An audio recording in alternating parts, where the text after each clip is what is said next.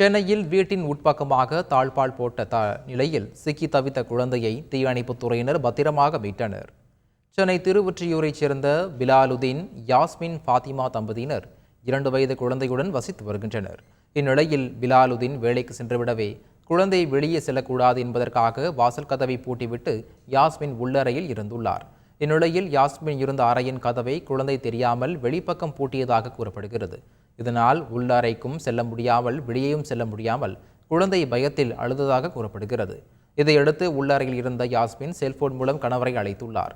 பிலாலுதீன் அளித்த தகவலின் அடிப்படையில் உடனடியாக விரைந்த தீயணைப்புத் துறையினர் 15 நிமிடம் போராடி பூட்டை உடைத்து குழந்தையை பெற்றோரிடம் பத்திரமாக ஒப்படைத்தனர்.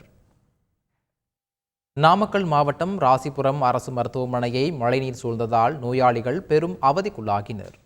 புதுப்பாளையம், காக்காவேரி உள்ளிட்ட பகுதிகளில் 1 மணி நேரத்திற்கு மேலாக இடியுடன் கூடிய கனமழை பெய்தது. இதில் அரசு மருத்துவமனையின் உள்நோயாளி பிரிவு, பிரசவ பிரிவு, பச்சிளம் குழந்தை பிரிவு உள்ளிட்ட பகுதிகளில் செல்லும் வழியில் மழைநீர் தேங்கி நின்றது.